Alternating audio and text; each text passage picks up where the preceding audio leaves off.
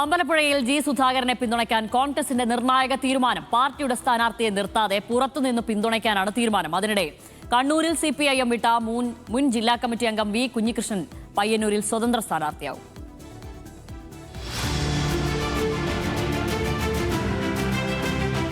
അമ്പലപ്പുഴയിൽ G Sudhakaran സ്വതന്ത്രനായി മത്സരിക്കാൻ തീരുമാനിച്ചപ്പോൾ തന്നെ സ്വാഗതം ചെയ്യുന്ന നിലപാടിലായിരുന്നു കോൺഗ്രസ്. കേരളത്തിലെ നേതാക്കളുമായുള്ള കൂടിക്കാഴ്ചയ്ക്ക് ശേഷം ഹൈക്കമാൻഡായിരിക്കും അന്തിമ തീരുമാനം പ്രഖ്യാപിക്കുകയെങ്കിലും അമ്പലപ്പുഴയിൽ UDF സ്ഥാനാർത്ഥിയെ നിർത്തില്ലെന്ന കാര്യം ഉറപ്പായി. സുധാകരനോട് പ്രാദേശികമായി എതിർപ്പുള്ള നേതാക്കളോട് സംസാരിച്ച് പ്രശ്നപരിഹാരത്തിനായി ശ്രമവും ആരംഭിച്ചു. ജി സുധാകരനുമായി പ്രശ്നങ്ങളില്ലെന്നും പിന്തുണയ്ക്കുന്നതിൽ തെറ്റില്ലെന്നും കോൺഗ്രസ് നേതാക്കൾ പരസ്യമായി നിലപാട് അറിയിക്കുകയും ചെയ്തു. ഇന്ന് കോൺഗ്രസ് നേതാക്കന്മാരെല്ലാം ഇരുന്ന് ആലോചിക്കുന്നുണ്ട്. ഇത്തരം കാര്യങ്ങളൊക്കെ അവിടെയാ ചർച്ചയ്ക്ക് വരിക.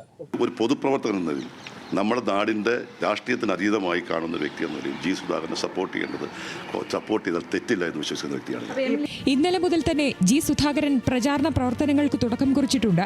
കണിച്ചുകുളങ്ങരയിലെ വീട്ടിലെത്തി SNDP യോഗം മുൻ ജനറൽ സെക്രട്ടറി വെള്ളാപ്പള്ളി നടേശനുമായി കൂടിക്കാഴ്ച നടത്തി. സുധാകരന്റെ ജനകീയതയും ഭരണമികവും എടുത്തു പറഞ്ഞുകൊണ്ടായിരുന്നു വെള്ളാപ്പള്ളി നടേശന്റെ പ്രതികരണം. ജില്ലയെ സംബന്ധിച്ചിടത്തോളം അദ്ദേഹത്തിന് ഒരുപാട് സ്വാധീനമുള്ള ഒരു മാന്യ വ്യക്തിയാണ്. ഭരണത്തിൽ ഒരു സത്യസന്ധനായ ഒരു മന്ത്രിയാണെന്ന് ചരിത്രം തെളിയിക്കുകയും കേരളത്തെ ബോധ്യപ്പെടുത്തുകയും ചെയ്തിട്ടുള്ളവരെയാണ്. പയ്യന്നൂരിൽ സ്വതന്ത്രനായി മത്സരിക്കാനാണ് CPIM വിട്ട മുൻ കണ്ണൂർ ജില്ലാ കമ്മിറ്റി അംഗം വി കുഞ്ഞികൃഷ്ണന്റെ തീരുമാനം. മണ്ഡലത്തിലെ എല്ലാ വിഭാഗം ജനങ്ങളുടെയും പിന്തുണ കിട്ടുമെന്ന് വി കുഞ്ഞികൃഷ്ണൻ പ്രതികരിച്ചു.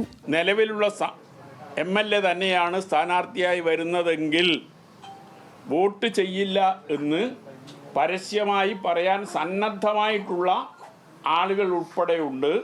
അതുകൊണ്ട് ഇടതുപക്ഷത്തിനകത്ത് നിന്ന് തന്നെ വലിയ നിലയിലുള്ള വോട്ട് സമാഹരിക്കാൻ സാധിക്കും എന്നാണ് ഞാൻ വിശ്വസിക്കുന്നത്. വി കുഞ്ഞികൃഷ്ണനെ പിന്തുണയ്ക്കുന്ന കാര്യത്തിൽ UDF നിലപാട് അറിയിച്ചിട്ടില്ല. News desk news Malayalam.